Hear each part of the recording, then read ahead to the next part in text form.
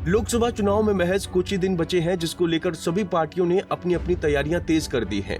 इसी कड़ी में भारतीय जनता पार्टी के नेता और प्रयागराज के क्लस्टर इंचार्ज अनिल राजभर प्रदेश के जनपद कौशाम्बी पहुंचे, जहां पार्टी पदाधिकारियों और कार्यकर्ताओं के साथ बीजेपी कार्यालय में बैठक कर चुनावी चर्चा की। इस दौरान उन्होंने एक प्रेस कॉन्फ्रेंस का भी आयोजन किया, जिसमें पत्रकारों द्वारा पूछे गए तमाम सवालों का जवाब देते हुए विपक्ष पर निशाना साधते हुए कहा, विपक्ष जानता है कि आज नहीं तो कल हम सबको जेल जाना है, क्योंकि देश की संपत्ति को लूटकर कोई बच नहीं सकता। आगे भाजपा नेता ने क्या कुछ कहा, सुनिए। कुछ नहीं है, ये सब जानते हैं कि आज नहीं तो कल हमको भी जाना है, तो हमारी जान कैसे बची, इसी बात की छटपटाहट है और इसी बात का फ्रस्ट्रेशन है। उस रैली में सारे नेताओं के भाषण आप सुनिए, तो वो फ्रस्ट्रेशन निकाल रहे हैं, वो बेचारा बनने का प्रयास कर रहे हैं। तो देश की संपत्ति को लूट कर आप बेचारा बनने का नाटक करेंगे और सरकार और एजेंसियां आपको छोड़ देंगी, तो ऐसा नहीं होगा। मोदी जी के कालखंड में एजेंसियां पूरी तरीके से कार्रवाई के लिए स्वतंत्र हैं और वो निष्पक्ष तरीके से अपनी कार्रवाई को आगे बढ़ा रही हैं, और जितने आरोपित हैं ये सब के सब कोर्ट गए हैं। माननीय न्यायालय ने क्या कहा है, इसको तो वो एक बार भी नहीं कहते। माननीय न्यायालय से कितना इन लोगों को राहत मिली है, इसकी भी चर्चा एक बार नहीं करते।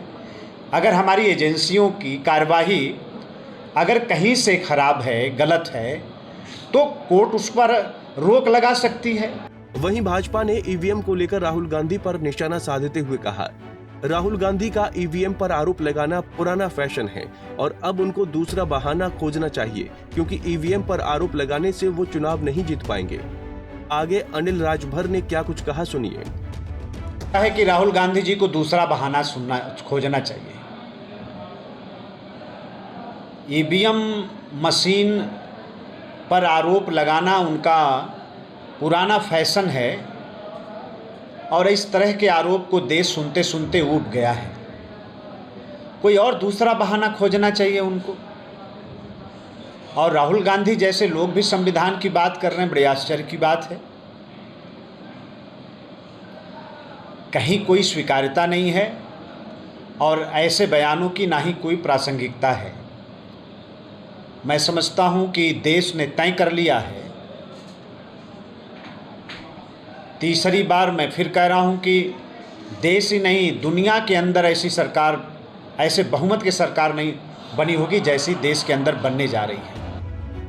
वहीं मीडिया द्वारा मुख्तार अंसारी की मौत को लेकर विपक्ष द्वारा लगाए गए आरोपों के सवाल पर जवाब देते हुए अनिल राजभर ने कहा कि मुख्तार अंसारी के परिवार के लोगों ने जांच की मांग की थी और अब जांच कराई जा रही है। जो भी होगा दूध का दूध और पानी का पानी हो जाएगा। पंजाब केसरी टीवी के लिए कौशाम्बी से कुलदीप द्विवेदी की रिपोर्ट। हमसे जुड़े रहने के लिए हमारे YouTube चैनल को सब्सक्राइब करें और नई वीडियो की नोटिफिकेशन के लिए बेल आइकॉन को दबाएं। अगर आप ये वीडियो Facebook पर देख रहे हैं तो लाइक जरूर करें और ज्यादा से ज्यादा शेयर करें। धन्यवाद।